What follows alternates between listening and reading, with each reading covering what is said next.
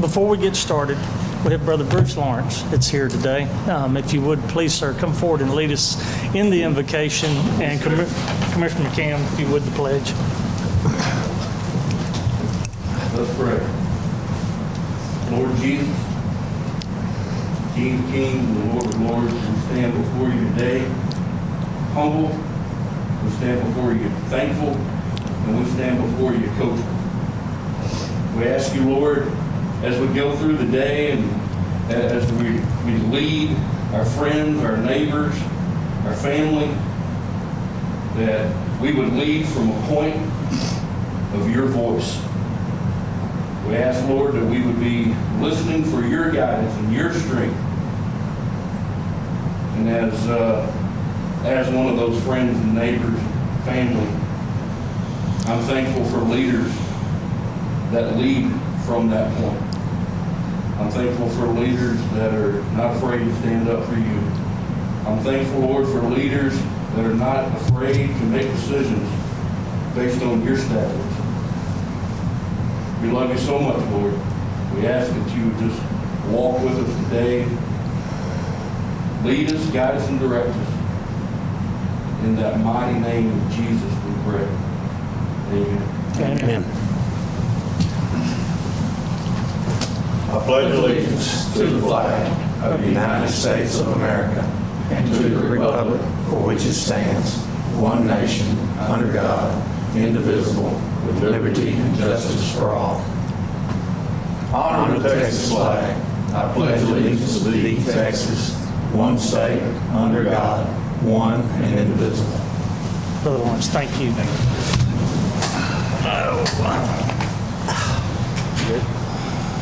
Okay, well, we do have a quorum this morning, so we will call this meeting to order. We have not received any citizens' comments at this time, so we'll proceed to item 1, which is consider and take action on minutes from previously held meeting of Commissioners Court on September 15th, 2020.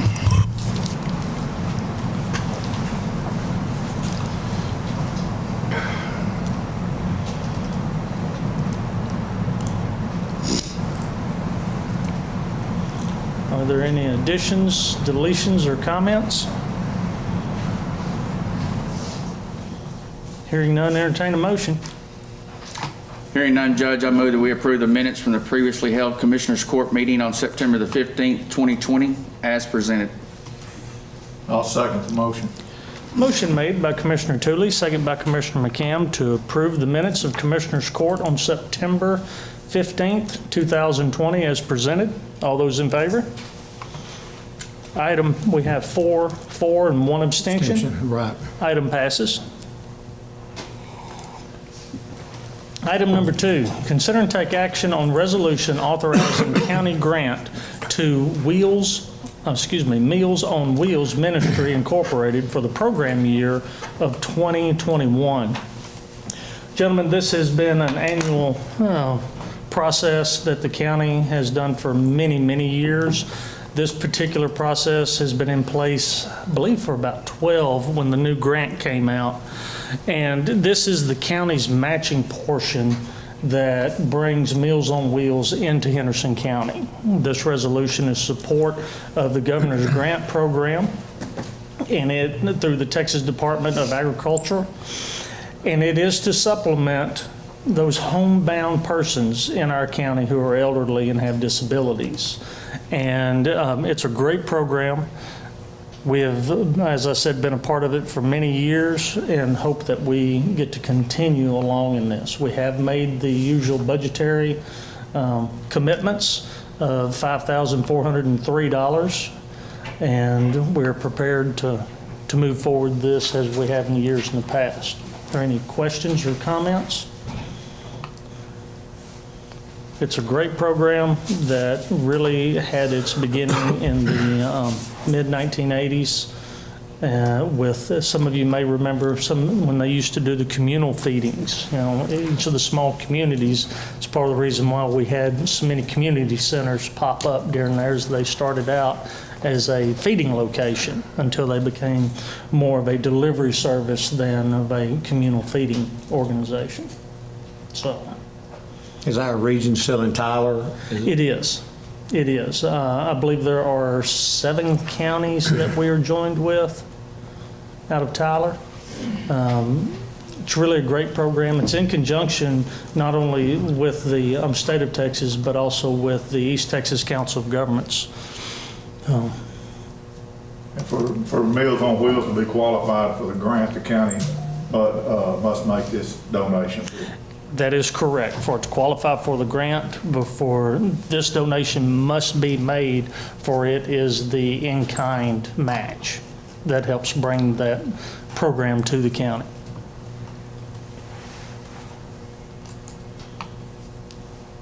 Any other questions or comments? Entertain a motion. I'll make the motion to approve the resolution authorizing county grant to Meals on Wheels Ministry Incorporated for the program year 2021. Second. Motion made by Commissioner McCam, second by Commissioner Richardson, to approve the resolution authorizing county grant to Meals on Wheels Ministry Incorporated for the program year 2021. All those in favor of the motion? Item passes. Gentlemen, after court, we'll have to get everyone to sign it. Item 3, consider and take action to apply for the 2021 Regional Solid Waste Grant Program. And Ms. Brown, I believe you are with us today? Yes, sir. The solid waste funding is provided through the East Texas Council of Governments. We've applied and received funding when we have had available projects in the past. In 2012 and 2016, we were the use of game cameras and camouflage materials to catch and prosecute violators of illegal dumping laws. For 2021, we are requesting a continuation of this project. We are requesting funds to update and replace stolen cameras, as well as to expand the program. The funding amount we're asking for the project is $4,300, which will include 10 cameras and monthly Wi-Fi service for all 10 cameras. Okay. Included in asking to apply today is the resolution that needs to be signed as well as the application. This normally has been on the agenda in 2 parts, but since it's included in the application, I'm asking that we approve to apply and sign the resolution today. All right. Questions for Ms. Brown? Of course, I'm glad to get this. We had it in 16. I remember it helped a lot catching some of the illegal dumpers, and it's much needed. So thank you, Jessica, for applying and or trying to receive this grant for us. Much needed. Yes, sir. I would ask our fire marshal, if you would please, sir. We have been doing this program with the cameras for how many years? Well, since 16, I guess, is when we first 16. applied for it. And over time, sometimes cameras become defective or stolen. A lot of them get stolen. A lot of them just wear out. You can only use them for so long, and they eventually just wear out and quit working. They're out in the weather 24/7, so. Okay. I noticed that these having Wi-Fi, so these will not have a SIM card?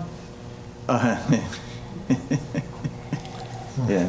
So, no, they do have a card, but we will have the capability to install apps on the phones or on our iPads or tablets and be able to control the cameras out in the field and tell the battery life and get pictures off of them while we're there and remove pictures that don't need to be on there.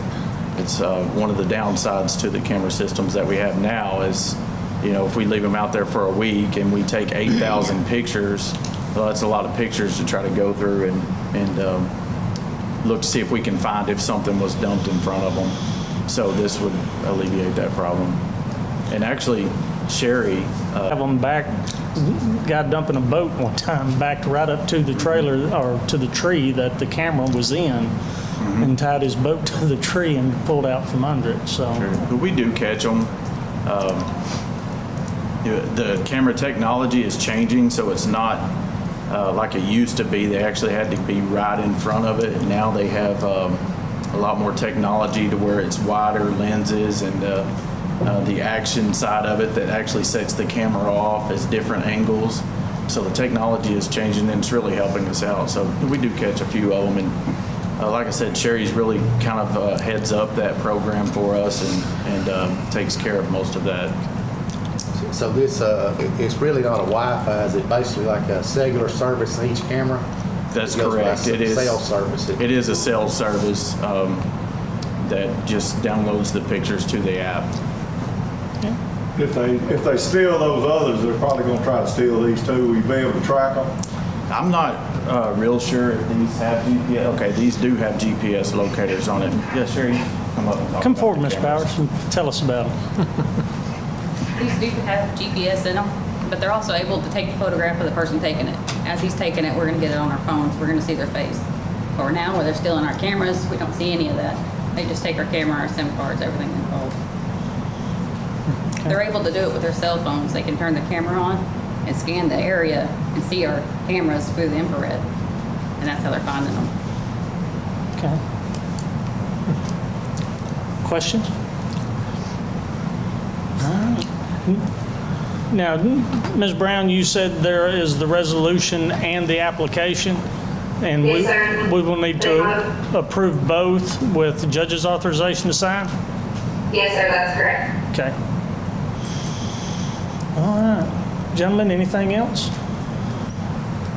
Hearing none, entertain a motion. I'll make a motion, Judge, that we accept or apply for the 2021 Regional Solid Waste Grant Program and a resolution for the judge's authorization to sign. Second. Motion made by Commissioner Thomas, second by Commissioner Tooley, to approve the application and resolution for the 2021 Regional Solid Waste Grant Program with the judge's authorization to sign. All those in favor of the motion? Item passes. Thank you. Thank you, Ms. Brown, Ms. Powers. Item 4, consider and take action on approving a new hire for the District Attorney's Office at a Step 7 on the STEP plan. In addition to placing the employee at a Step 7, there is also a request to use $6,000 of the DA's seizure fund. Good morning. Good morning. How are y'all doing? Doing well. Good. So the proposal is for a Step 7 and $6,000 in a seizure fund for Beth Fott, coming over as the office manager.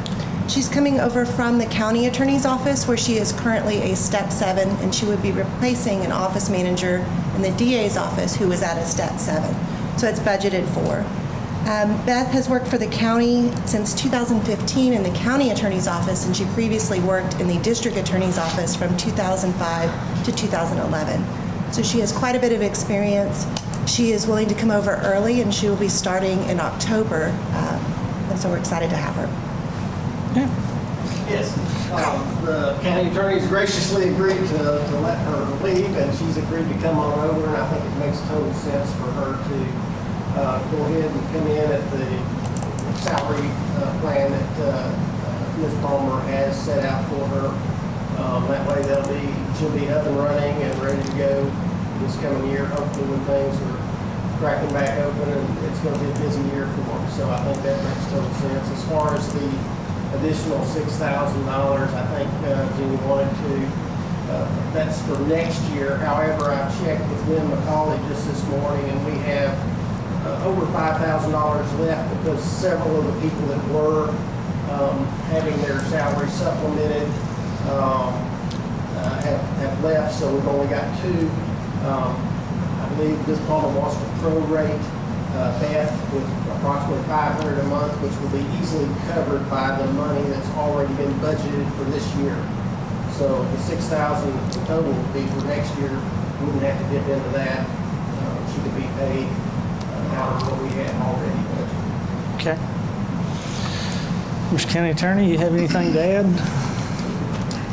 The only thing that I think I need to add is one of the things that I think we're going to have to address as a court, I don't have anything specifically on this position or Beth Fogg, other than I really hadn't agreed that she could leave. But there are and I've got an issue that I'll have to talk to the judge about and our Human Resources Department, because there are a lot of the steps that fall when you go from one position to another that would end up being a promotion for that employee. The way the salaries are structured, the employee would actually have to take a pay cut, because I know the commissioners could look at this and say, well, you're going from one position to a promotion, supervisory position that carries more responsibilities, and then some would say, well, that means they would go back to step one. But where our step plan doesn't make some sense is that when employees are promoted to positions of more work and higher responsibility, they would actually have to take a pay cut to go into step one at that position coming from where they are. And like I said, I have another one of those in my office now with the moving around of employees, with Beth leaving the office, and then us having to we moved Tiffany into Beth's position, or will be, and made some other movements. And, that's come up in our office where somebody that's actually getting a promotion would have to take a pay cut. So, Yeah. But other than that, no. And I know that's just a general statement on the step plan. Okay. All righty. Well, Anne Marie, Ms. Lee, are you, given the discussion on the prorating of 2020, how shall we handle that as a part of this process here today? 6,000, what we have is the starting September at 7, and we have the 6,000 for 2021 approval, but the missing part is the prorated here. Can we, I'm not familiar with how the statute reads in the specifics. We know that to supplement salary through seizure, the court has to approve. So that's the one mechanism missing here. Right, and Nikki can just begin with the next payroll and prorate the balance for the rest of the year. Okay, but we can give approval for a prorated share for the balance of the year. Right. You agree with that? Yeah. Yes. Okay. Okay. All right, gentlemen, questions? My deal is and it doesn't have to do, it's just the titles. Ms. Palmer said that it's going from step 7 to step 7, but there is an office manager and a coordinator, and they don't line up. Being two different positions, they wouldn't line up. What's unique about excuse me, in this move is you have a coordinator moving to a supervisor role. If Ms. Palmer had wanted to bring an individual in, even Ms. Fault over, and put her at a step 1, we would not be here having this discussion today. True. Because it's that beginning step 1 position. It's when it's above that it has to come before the court, and we designed it that way. So that there would be the discussion taking place. Of my own opinion is, I am in support of what's happening here today, what's being requested here today, because of the experience level and so forth that the individual brings to the position. I was just going off the step Right. plans, the way we set it up. Right. That it seems like an office manager over in, say, Department 1 and office manager Department 2, it seems like that They have, because and not to get too far off of our subject matter here, but when we were designing the step plan, it was to make it a specific office, specifically for each office. Gotcha. And to move away from the across-the-board cookie cutter for every single office being the same. Okay. I think when we were developing the plan, exactly what Clint said a while ago was the reason we said that they could come to court and ask to move up some steps, because we knew this was gonna be a problem in some offices. Right. Yeah. Because you can't move from one office to another and become a supervisor in the next office and take a pay cut. But I think we knew it was gonna happen. To add to that, if you're looking at, say, managers of other offices, well, it's very unlikely that you would ever have like a first assistant county clerk move into the position in the DA's office. What Beth Fott does for my office is largely what she would be doing for the DA's office. She's just at a subordinate position in my office where she's going to a supervisor. But for those of y'all that may not know, Beth Fott receives every new criminal case that comes into our office. She goes through, runs the criminal history. She prepares our complaints and our informations for those offenses, which on the DA side would be the equivalent of a grand jury indictment. We just use information, they use the indictments, but it's the same thing. It's the official charge for those crimes. And then in addition, she'll have supervisory responsibility over employees that she doesn't have now. So that's, again, that's another area where you can't say, well, look at all of our department managers across the board in the county, because you're probably not going to promote. And it works the other way. One of my people wouldn't be a good manager for Mary Margaret's office because they don't know the business of the clerk like they know the business of the DA. Right. And she has 2 investigators underneath her, which is going to be something additional to what previously has been in the district attorney's office. So she'll be supervising additional parties as well. Right. In the DA's office, she'll be taking on the role of Diane Russ in your office. Yeah. Correct. And I tell you, I don't know that she's one of the best employees I've got, one of the best employees that the county has. Yeah. Beth Fott is, so hands down. The only question I have is, we're gonna use some, 5,000 or so of the money that's left over from this year to finish October through December out. Right. And then this 6,000 will be put on next year's. Yes. Okay. And the reason that we can do this is that the seizure funds are not budgeted in the county budget. Through statute, they are set separate and are able to be expended at the will of the district attorney. And they can spend it on items needed without the court's approval, except for when it comes to supplementing salaries. So. And the reason, just to add to that, seizure funds, you gotta have to remember, seizure funds are not tax dollars. Right. Most of our revenue comes from tax dollars in some form or fashion. That may be taxes paid in filing fees and registrations and administrative costs, or directly for property taxes. Seizure funds are not. Right. The great thing about seizure funds is this is the money of the criminals that the DA's office has prosecuted, and we're using the criminals' money to supplement salaries like that. Yeah. And other things. Okay.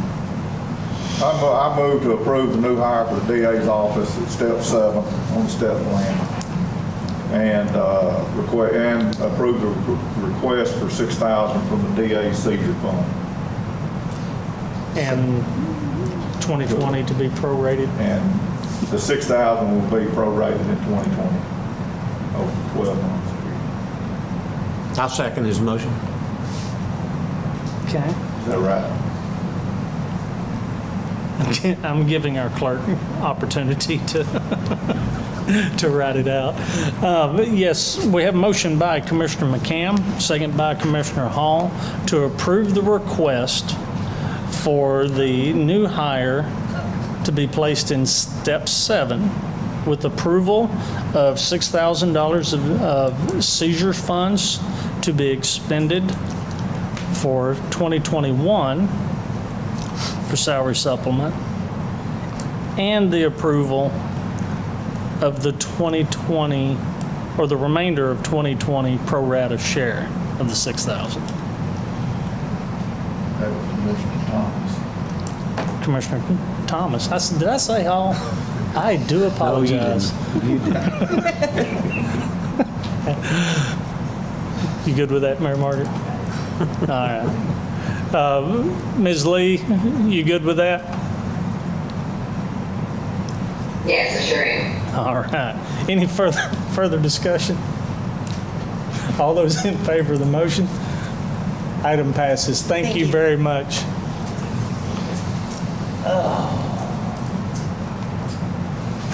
For those of y'all that don't know the joke, Commissioner Hall was commissioner four terms ago, and I apologize, Commissioner Thomas. Perfectly fine. I have a senior Your moment. compliment. It took me a year. I used to call Commissioner McCam Commissioner Lawrence. Okay, item 5, consider and take action on enrolling county employees into the TAC annual cybersecurity training course for 2020-2021 in accordance with Texas Government Code 2054.5191. And Ms. Beaver, you're with us? Ms. Beaver.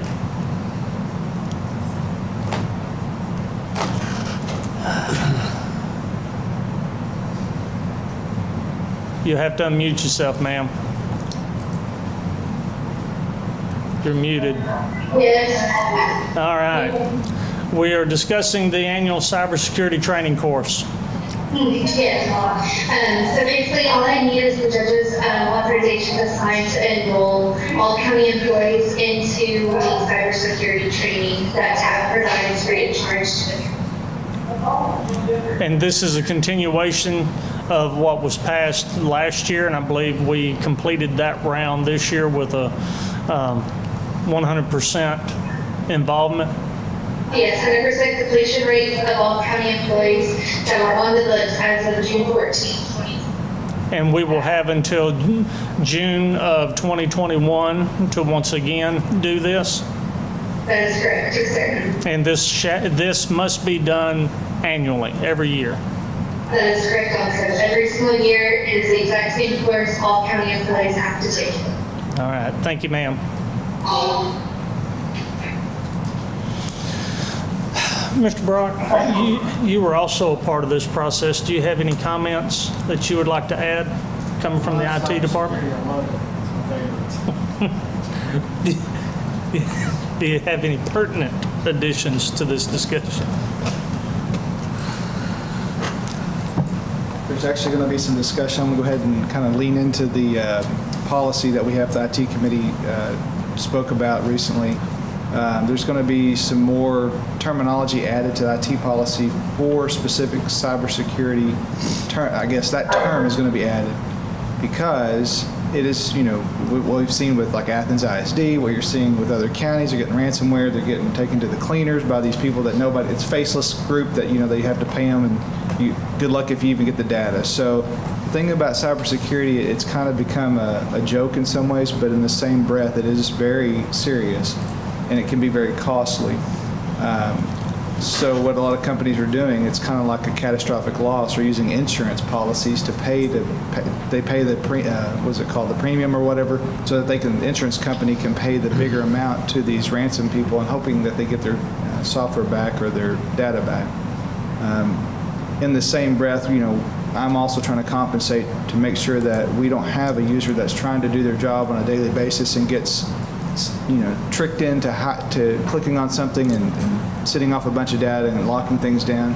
That's my job, and I'm trying to do that. But in the same breath, they need to be aware that there are people maliciously, literally calling them on the phone to try to get more data as much as they can. All the phone calls that you get on the daily basis of Social Security scams and all that, they're trying to get more data out of you so they can get farther in. But they're doing the same thing for businesses, and we're not any bit different than any other business. The county has cash and they want to try to get a hold of it. And the way they do that is by putting your data at a ransom, right?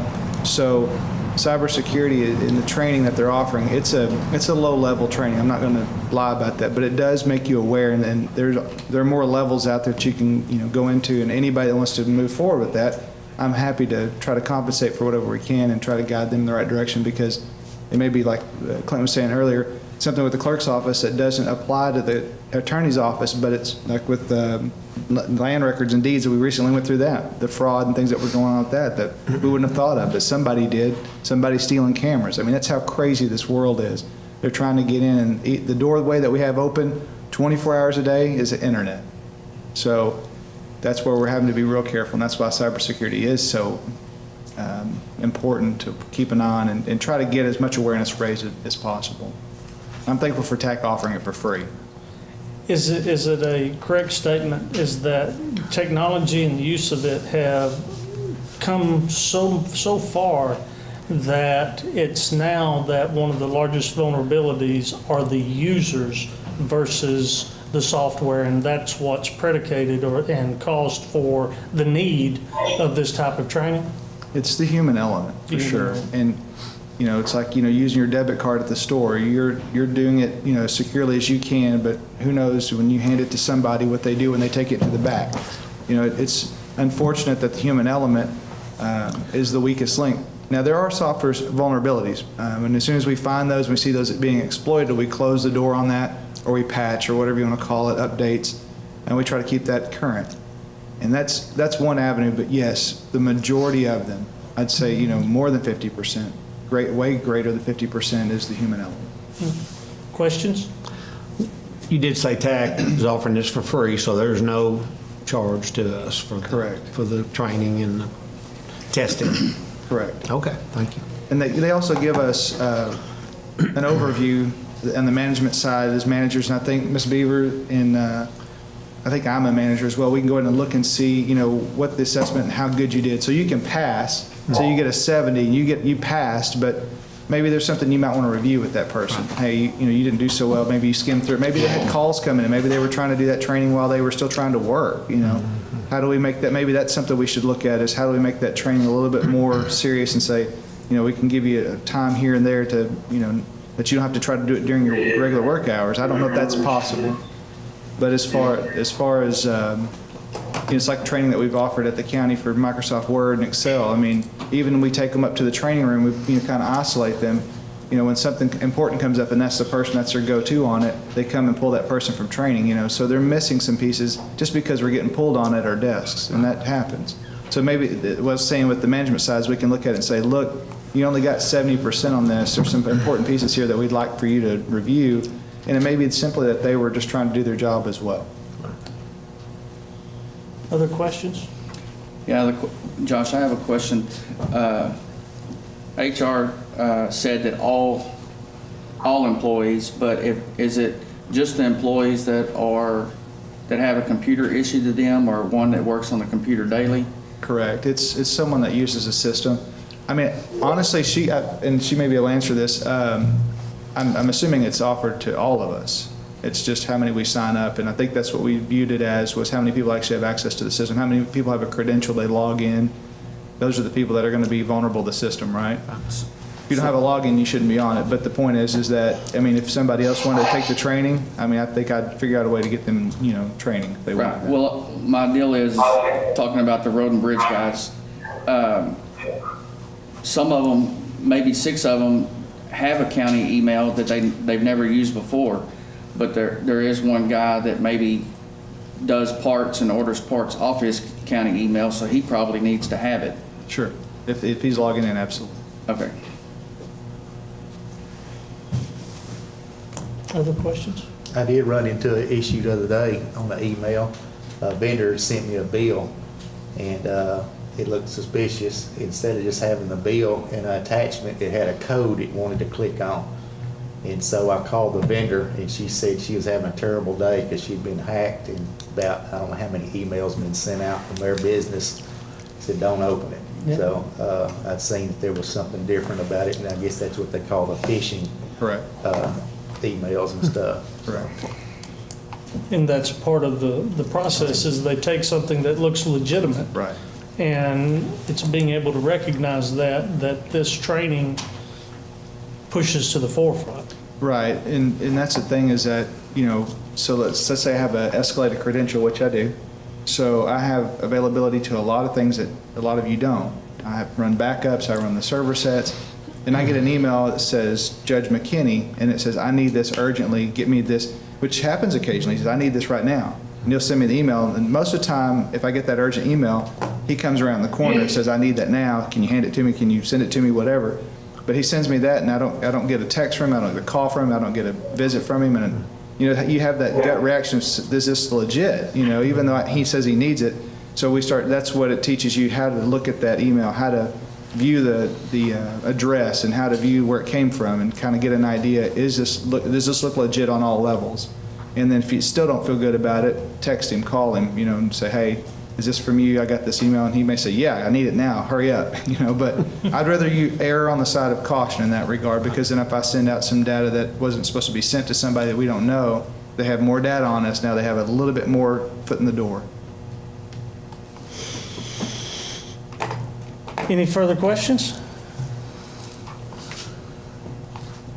All right, hearing none, we can get a motion to approve, and I believe we need the judge's authorization to sign. I believe that's correct. Yes. Entertain a motion. So moved. Second. Motion made by Commissioner Tooley, second by Commissioner Richardson, to approve the enrolling of county employees into the TAC annual cybersecurity training course for 2020-2021 in accordance with Texas Government Code 2054.5191 with the judge's authorization to sign. All those in favor of the motion? Item passes. Thank you all. And item 6, consider and take action on floodplain permits for Tarrant Regional Water District for the IPL 1 permit and IPL 2 permit. Good morning, Judge and Commissioners. Good morning. Today I have 2 applications that are completed with all documentation intact and correct. For the first one we'll deal with is Tarrant Regional Water District IPL number 1 as the permit number. That is located in Precinct 4. It is a vicinity, a floodplain located at the vicinity of County Road 4530 and FM 2588. I have been to the sites and taken the predetermined pictures of what the site looks like at this time. Have verified that all of the documentation has been gathered by Tarrant Regional Water District, and I do have members from Tarrant Regional Water District here today. Mr. Ed Weaver, the Program Director, Mr. Matt McGoggin, the engineer on the project, the contractor, and I'm Charlie Cameron, I'll be the construction manager. okay. So we do have them here available for questions. I do have the safety plans completed and in order. There is a lengthy hold harmless liability clause regarding the issuance of this floodplain permit by the county. I can read that if you choose me to do so. The wording is exactly the same and basically says that no one from the county level will be held responsible for what is done in the floodplain as long as everything is done according to the plans that have been submitted, and our job would be to monitor during the process, which is something a little bit new, and to also do a completion certification once the project is completed. The permits that are here today are 2 of several that will be issued, so we'll be back with other site locations. But again, this first one is in Precinct 4 in the vicinity of County Road 4530 and FM 2588 in Commissioner Richardson's precinct. Commissioner, any comments? Yes, this floodplain here is like I say on 2588, about a quarter of a mile away from the precinct barn, just to the south of the precinct barn, and there'll be a born under 2588. It's going to be one of their first projects that they do here, and it's actually a state highway, and they'll only be traveling on one of our county roads at that time. Okay. Using it. Any questions concerning IPL number 1?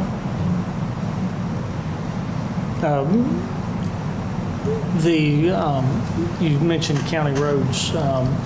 In our workshop, we'll be discussing some of that process with the county roads in our following workshop, the use of the road use agreement.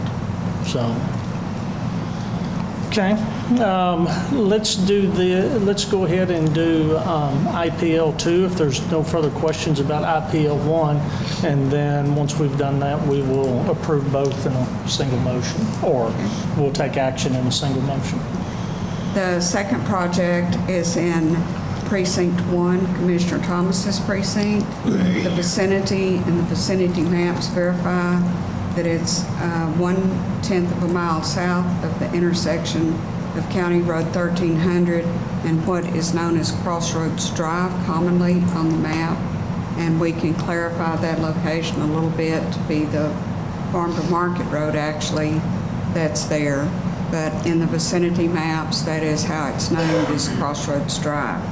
So the pictures that I went out and looked at the area for reference only, I did take landmark pictures on FM 3441 and shot the pictures back toward the area project, which right now is an overgrown creek or lowland tributary, and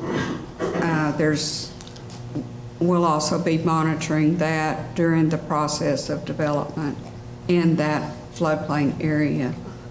So the same liability clause concerning the county and its officials are identical on both of these permits, and all of the supporting documentation to include the contractor safety plan and all of the vicinity maps are included in your packets. Okay. Commissioner Thomas?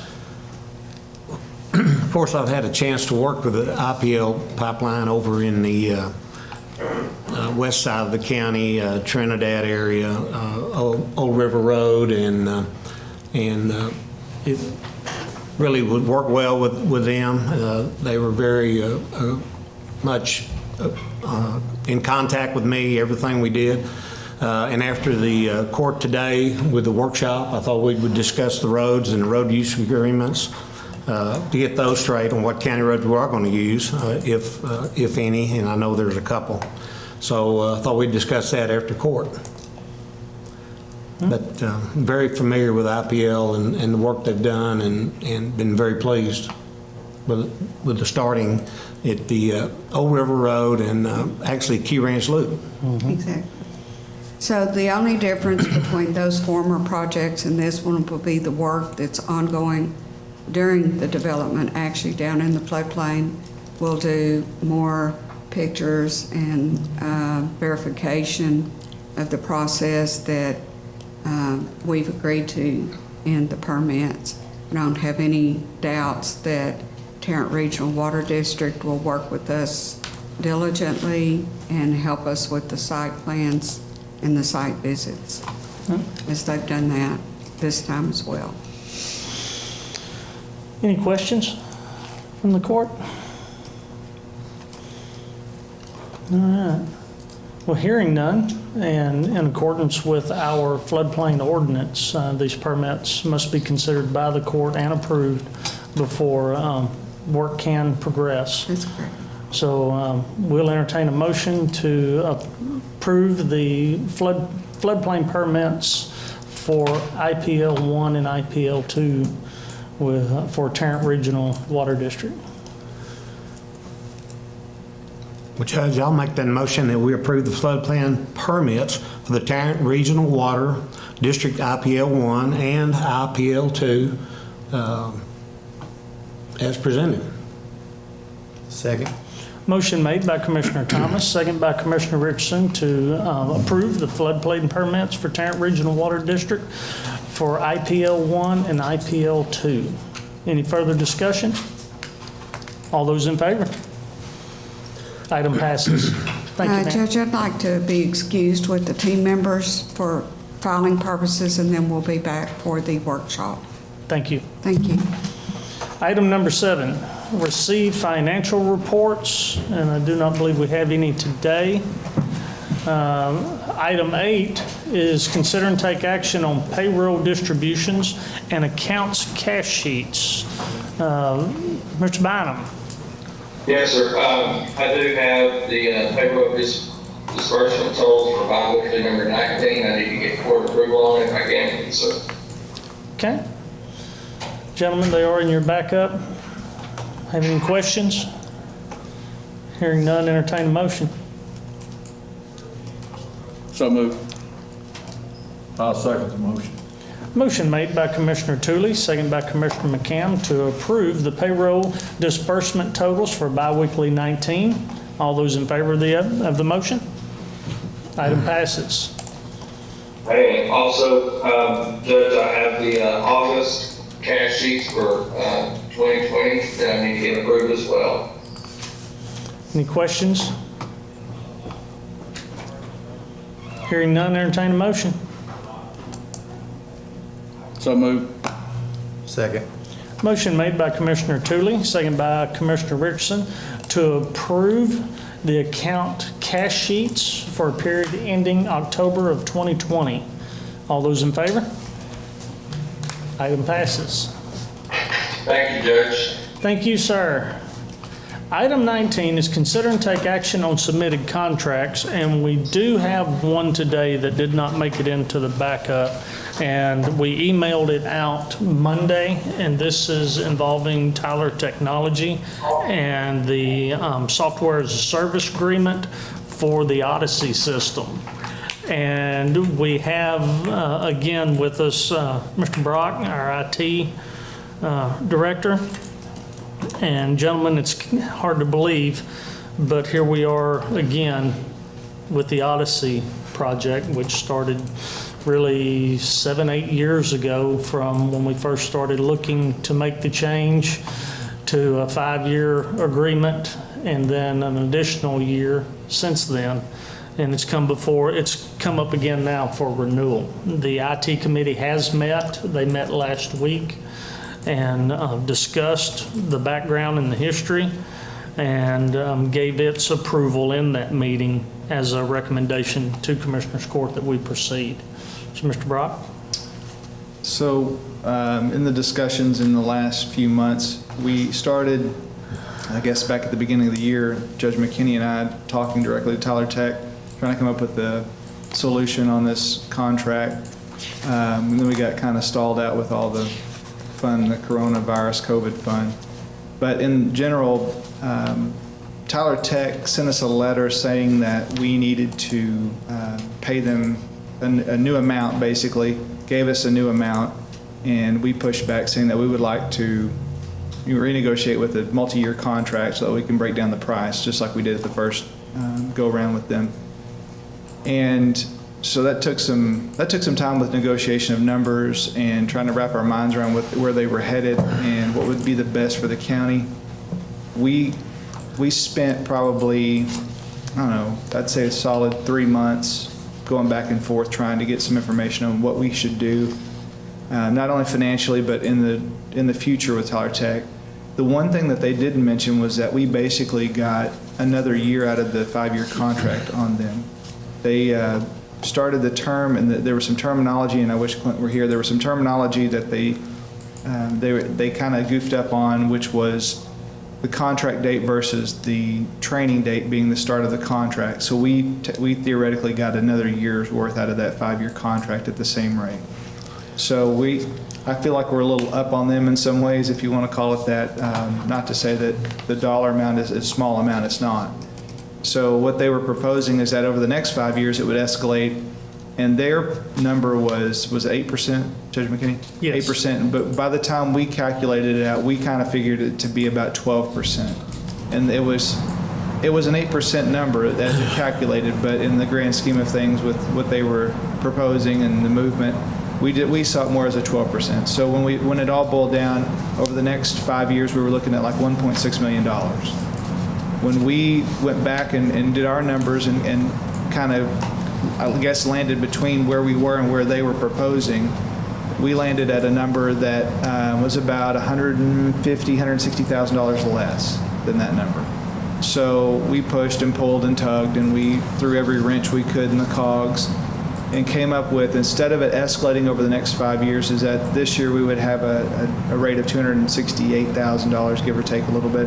And then from that point, we would have for the next 3 years, it would be a $300,000 flat. It wouldn't change. There would be no increase across that. And that's including all of our case management software, judges edition, anything that the courts and justice driven. And then the last year of that, the 5th year, would be $315,000. So trying to keep that number so it doesn't escalate, so we're not having to adjust the budget every year for my budget to say, okay, we've got to compensate again, every year go back. I didn't want to go through that. I'd rather be set. We know what it is. My boss, which is Anne Marie, likes the round numbers. She likes to see that number and not see increases across the board. So we feel that was probably the best negotiation we could do. We finally got to where they were saying no. So when they say no, that's when you know you're finally to the point to where they're not going to negotiate anymore. We got our 3 no's, and so then we pulled our last punch, and they said okay. So that's what you see before you. Basically, that would land us at the end of 2025 at this term. In the evergreen model of their software, that's supposed to give us any updates that we want to take. So right now we're at version, the year's 2014. The version is 2014. There are several counties that are still in this version. They're proposing that we move to 2017, which is not as big a jump from Able Term Days, which is the previous software, to this software. It's more of just a cosmetic change in some ways and some I guess, preferential changes. And then 2017 and 2019, I didn't see any major difference between those two. It's just some functionality in the background. So moving forward, we're not going to have the big leap that we had before, but they're proposing that we move to the 2017 version, and we're looking at that probably at the end of 21. So we will be talking about that, discussing that at length. And then if we decide that there is a reason that we should move to 2019, we can move to that version as soon as we want to, or we can push it out as long as we want to in that 5-year contract. I don't know if I forgot anything, that big point that you wanted to make. Questions for Mr. Brock?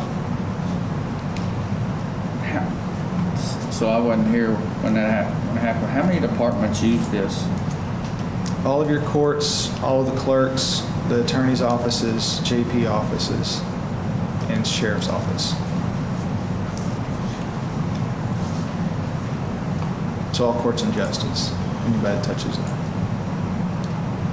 So the only ones that don't are road and bridge, financial, and tax.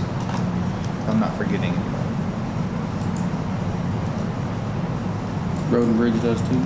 Does not. I'm saying those are the departments that don't. Road and bridge, financial, audit, and tax. And actually audit does use it in regards to they have to reconcile the financials, so they do use it, but their financial software is not through Teller Technologies.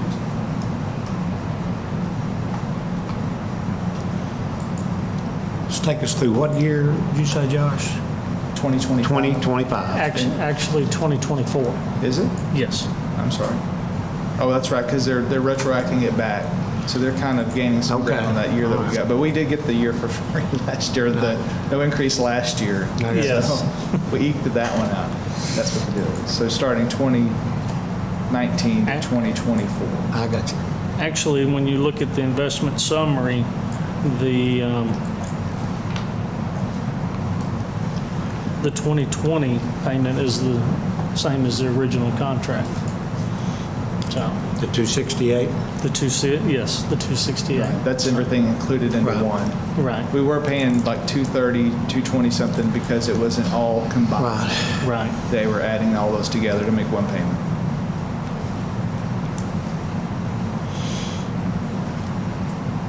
Questions or comments? I did find one thing in here while Mr. Brock was giving his dissertation. The summary, like I said, states year 1, 2020.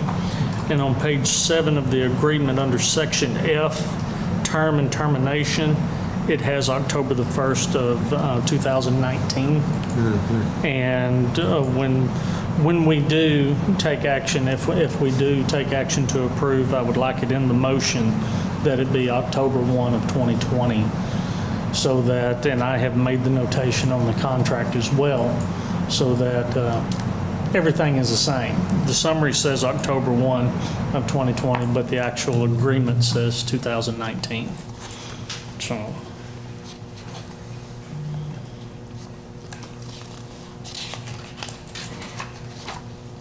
Any other comments?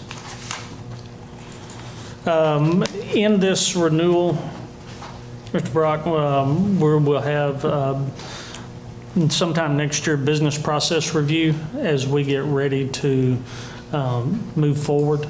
Yes, and to speak on that, I was talking to Tower Technology yesterday about that. The business process review that we did before was to guide us between the two softwares, how to land in the new software. And what we would like to tailor this business process review, since the software is not going to have as big a leap, is to try to point us in the direction that we need to move, where we've atrophied some things that we don't utilize or underutilize or haven't ever utilized, to try to help some of those functions. And there are some things that we haven't used from the beginning because we've used, I guess, other reporting and other forms. So there may be some options that would make our jobs a little bit more efficient, or between offices, make something flow that never flowed before. And that's what we're looking for in the version change, is to help some of that move without having to literally drag paperwork or documents to that office. So that's our hope, and we're hoping to, of course, if you want to call it paperless, it's not just paperless, it's the actual flow of data. Trying to make that, of course, more efficient. That business process review will be to cover what we're doing and to help to either correct or to, I guess, guide us how to get there. Okay. Much of the reason behind going to Odyssey all those years ago was some changes legally at the Supreme Court. There was a Texas Supreme Court. There was orders passed that there would only be e-filing of cases at the court, pushing everyone to technology.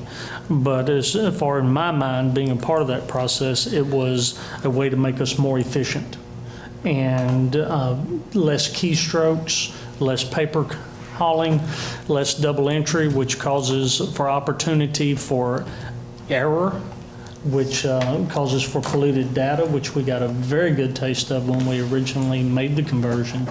And we know today that that is still taking place, just hopefully not to the extent under the old system. So this integrated system was put forward with the hope of making our operations more efficient, and therefore helping us to put a brake on payroll growth because of the addition of employees to do functions as our demands have risen. And I believe in that regard, it has been somewhat successful. When you watch from when we began this, we have not had the escalation as we had previous years of requests for additional individuals for business processes, except for one individual one that we had a lot of fun with that was actually caused by going to Odyssey. But it's the one rare instance. So, any other questions or comments? The IT committee is 100% behind this contract, and I know y'all worked hard and fought hard for it. Sorry. I just know y'all worked hard and you fought hard, and you think this is a good contract then, the IT committee. The IT committee met last week, and so you haven't approved those minutes, but in those minutes it does talk about, we spoke about this at length. Okay. And yes, that was approved, of course. Okay. Commissioner McCam, you sat in on that meeting. Would you? I agree with everything Josh has just spoke about. I mean, the IT committee listened to pretty much what he just told us, and I think it came down to, this is going to be the best thing for the county. There's no other system out there that does what this does. Right. If there were, would we look at it? Yes, I would. Right. And not to say that this isn't one that we would decide on. Right. But you have to look at where you're at now, and if there was something out there that was available, Exactly. we would, yes. Exactly. Thank you. All right. Anything else? Well, Thank you, Josh. if not, if we could get a motion to approve the software as a service agreement beginning October 1st, 2020 with Tyler Technologies with the judge's authorization to sign. I'll make that motion. Second. Motion made by Commissioner McCam, second by Commissioner Tooley to approve the software as a service agreement with Tyler Technology to begin on October 1, 2020 with the judge's authorization to sign. All those in favor of the motion? Item passes. Thank you very much, gentlemen. Item 10, consider and take action on request for right-of-way permits, and we have none this time. Item 11 is consider and take action on submitted budget amendments, and we have none of those as well.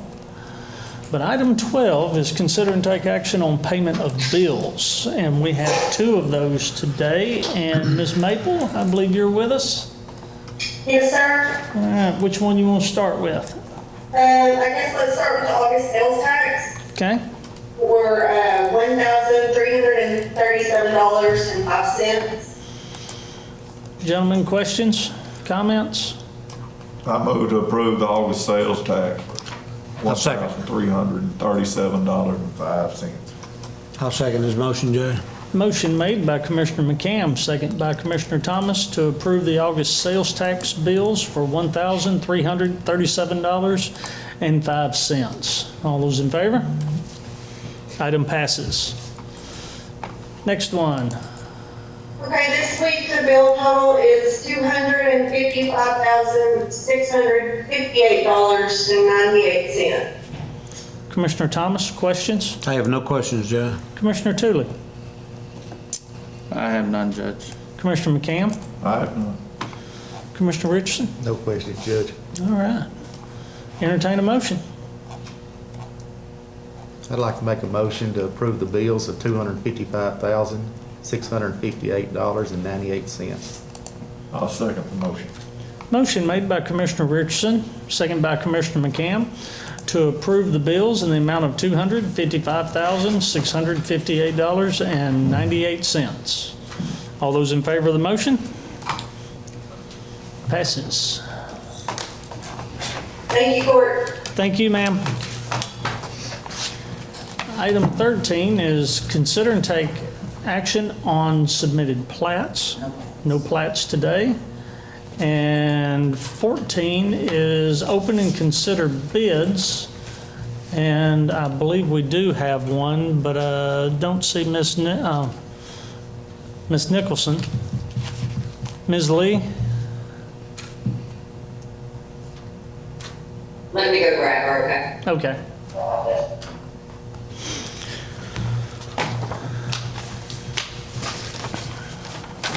While we wait. Coming your way. She said she's unaware of anything in court today. Vending machine award. I don't know. She had sent it in on September 2nd. This may have been she may not wish to proceed at this point. Okay, we'll just skip over them. All right.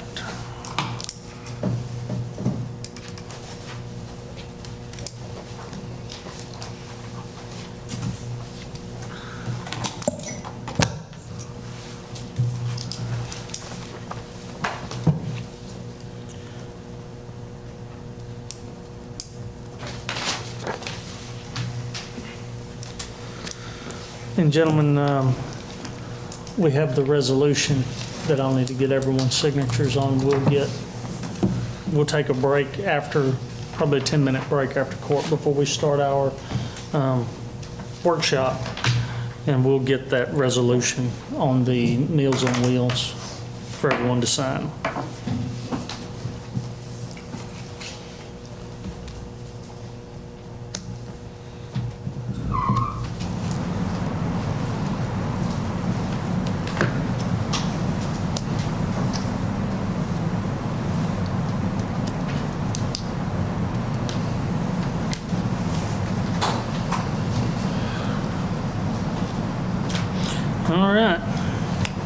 Item 15, consider and take action to adjourn. So I'll moved. make the motion. Second. Motion made by Commissioner McCam, second by Commissioner Tooley to adjourn. All those